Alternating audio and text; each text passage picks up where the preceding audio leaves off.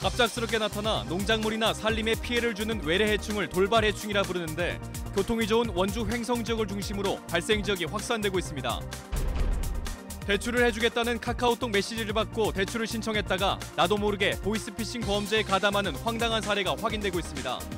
보이스피싱 무대가 전화해서 SNS로 옮겨가는 분위기입니다. 원주의 관광명소인 소금산 출렁다리 옆에 스카이워크 브릿지가 설치됐습니다. 출렁다리를 건넜다 다시 출렁다리로 돌아오지 않고 이 데크를 통해 계곡 전경이나 건넜던 출렁다리를 보면서 하산하는 길이 마련된 겁니다. 건조경보가 발효된 대관령 등 도내 산지에 밤사이 바람이 강하게 불겠습니다. 강한 곳은 초속 20m가 넘는 강풍이 불 수도 있어 화재와 시설물 관리에 각별한 주의가 필요합니다.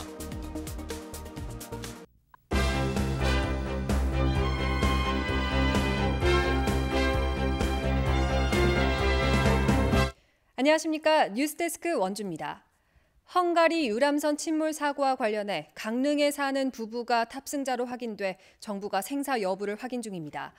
재난대책본부와 강원도 등에 따르면 이번에 사고가 난 유람선에 강릉시 교동 61살 장모 씨와 57살 박모 씨가 탑승한 것으로 확인됐습니다. 정부는 현재 생사 여부를 확인 중이라고 밝혔습니다.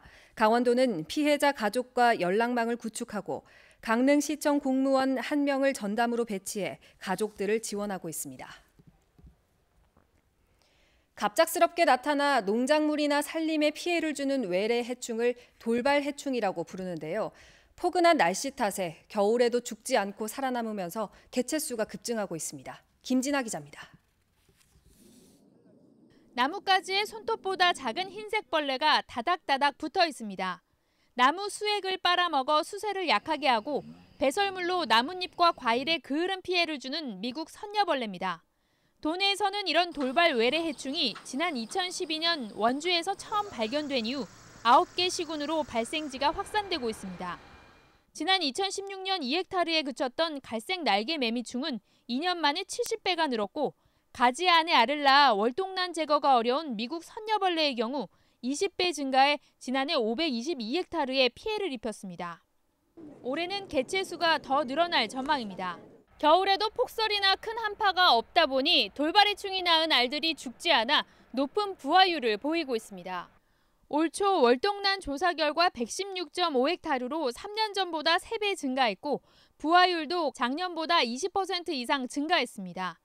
최근 기후변화에 따른 겨울철 가뭄과 이상고온 영향으로 지난해 월동란이 죽지 않아 아마 금년도에도 발생이 증가할 것으로 예상됩니다. 특히 원주 지역의 농가 피해가 전체의 46%에 달하는데 차량 이동이 많은 고속도로와 국도 주변을 중심으로 빠르게 번지고 있습니다. 약충일 때도 차량으로 이동하고 날개를 달렸던 성충도 차량으로 이동을 합니다. 그래서 잘 보시면 원주라든가 횡성 같은 경우도 차량 이동이 많은 곳 중심으로 퍼져나가고 있습니다. 이에 따라 전국 처음으로 6개 시군의 돌발해충 예찰 방제단이 시범 운영되고 산림청 등과 협업해 부화율이 80% 되는 다음 달 중순까지 방제를 모두 끝낼 예정입니다. MBC 뉴스 김진아입니다. 카카오톡으로 대출 상담을 받고 체크카드를 배달기사한테 주었을 뿐인데 나도 모르게 보이스피싱 피의자가 되고 있습니다. 범죄 조직은 이 카드를 대포 통장으로 활용해 피해 금액을 유통하는데요. 절대 카드나 통장 등 금융 계좌를 타인에게 주면 안 되겠습니다. 황구선 기자입니다. 금융권 대출이 막힌 A씨는 보름 전 카카오톡으로 대출을 해주겠다는 연락을 받았습니다. 체크카드를 배달기사한테 넘기라는 게 좀 이상하긴 했지만 카드를 받아 돈을 넣었다 뺐다를 반복해 거래 실적을 높여야 대출이 된다는 말에 넘어갔습니다. 근데 튀기면 오토바이가 와야 되잖아요. 근데 오토바이가 안 오면 이상해요. 그래서 이렇게 오시나 보고 제가 박스를 만들어내 지내가 그 박스를 만들어서 줬어요. 주니까 웬 청각이 두고두고 그러는 거야. 카드를 넘겨받은 20대는 물론 속아서 카드를 넘긴 A씨도 보이스피싱 범죄에 가담한 혐의로 경찰에 붙잡혔습니다. A씨 입장에선 나도 모르게 범죄 피의자가 돼버린 겁니다. 체크카드를 보이스피싱 조직에 넘겨주고 형사처벌을 받는 이런 사례가 급증하고 있습니다. 올 들어 원주에서 체크카드를 넘겼다 형사 입건된 사람만 150명에 이릅니다. 범죄 조직은 넘겨받은 체크카드와 연계된 계좌를 대포 통장으로 활용해 또 다른 피해자들의 돈을 입금받는 데 사용합니다. 경찰은 대포 통장만 없으면 보이스피싱이 크게 줄어들 것이라며 절대 타인에게 카드와 통장 등 금융 정보를 주지 말라고 당부합니다. 체크카드나 통장 사본을 요구하는 경우는 100% 보이스피싱 범죄로 생각하시면 됩니다. 체크카드나 통장 사본을 타인에게 양도할 시 형사처벌을 받을 수 있기 때문에. 또 카카오톡 등 SNS를 이용한 대출 상담은 보이스피싱으로 봐도 무방하다고 덧붙였습니다. 지난해 전국에서 4,400억 원의 보이스피싱 피해가 나 역대 최대치를 기록했는데 전년도보다도 2배가량 늘었습니다. MBC 뉴스 황구선입니다. 건조 경보가 발효된 대관령 등 도내 산지에 밤사이 바람이 강하게 불겠습니다. 기상청은 오늘 밤에서 내일 새벽 사이 대관령에 초속 20m 이상의 강한 바람이 불겠다며 산불 등 화재와 시설물 관리에 주의를 당부했습니다.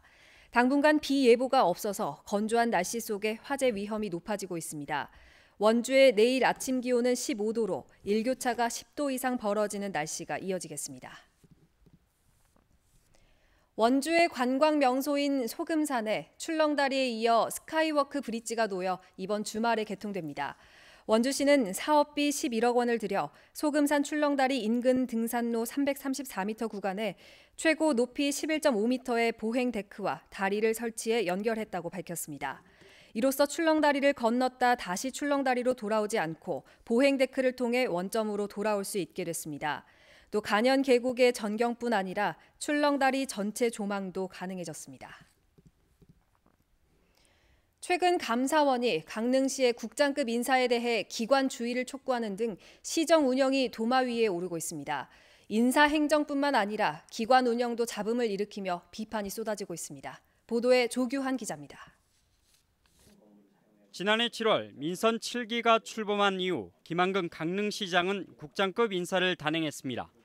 이 과정에서 김 시장은 승진 요건을 갖추지 못한 인사를 직무 대리로 임명해 일부 시의원들과 시민단체의 질타가 이어졌습니다. 결국 감사원 감사가 시작됐고 최근 관련 규정을 위반했다는 결과가 나와 파장이 일고 있습니다. 강릉시의 행정이 구설에 오른 것은 이뿐만이 아닙니다.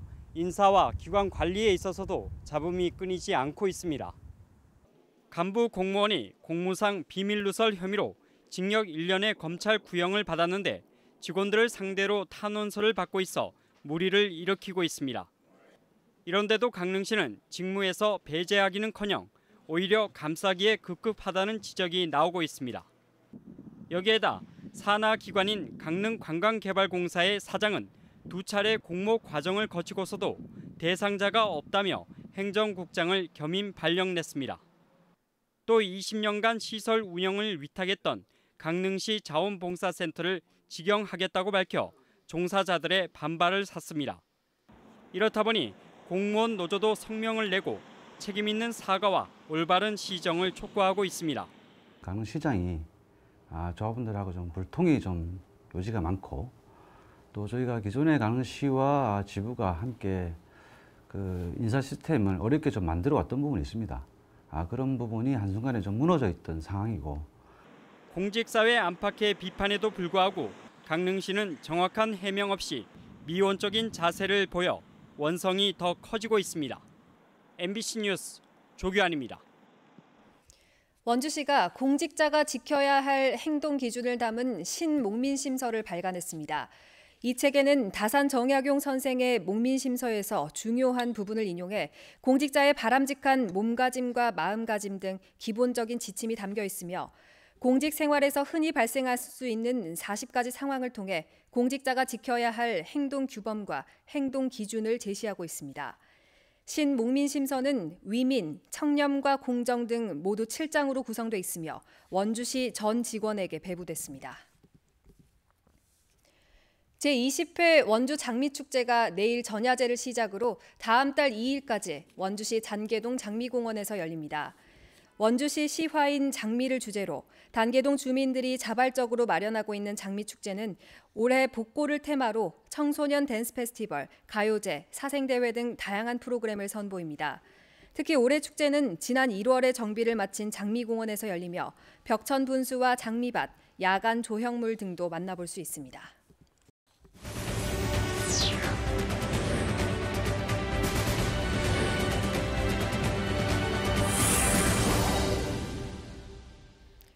자치 분권 시대를 맞아 지방의회 발전 방향을 모색하기 위한 세미나가 오늘 원주 기후변화 대응 교육연구센터에서 열렸습니다. 원주시 의회 지방분권특별위원회가 주관하는 이번 세미나는 최근 지방자치법 전부 개정이 추진되면서 지방분권 강화에 대한 필요성이 강조됨에 따라 지방의회의 발전 방향에 대해 논의하고 주민 의견을 수렴하기 위한 자리로 마련됐습니다. 시의원 9명이 패널로 참여해 상지대학교 박기관 교수의 강연과 함께 자유로운 토론 형식으로 진행됐습니다. 평창군이 행락객들의 무분별한 출입으로 훼손 우려가 있는 산간 계곡에 대한 자연 휴식연제를 연장해 운영합니다. 자연 휴식연제가 적용되는 곳은 평창읍 원당 하일계곡, 박림면 창수도 계곡, 봉평면 흥정계곡 4곳으로 2022년 5월까지 휴양 목적의 출입이 통제됩니다. 평창군은 산간 계곡의 1급수 수질을 위해 향후 자연 탐방, 생태 교육의 장으로 활용한다는 계획입니다. 횡성 우천 일반 산업단지의 분양률이 70%를 넘어섰습니다. 횡성군은 오늘 유유 헬스케어와 투자유치 협약과 부지 분양 계약을 맺으면서 우천 일반 산업단지 내 이모빌리티 클러스터를 제외한 남은 분양 필지는 6필지뿐이라고 밝혔습니다. 유유 헬스케어는 건강기능식품 제조회사로 우천 일반 산업단지 만여 제곱미터 터에 60억 원을 투자해 생산시설 등 공장을 지을 예정입니다. 뉴스를 마칩니다. 고맙습니다.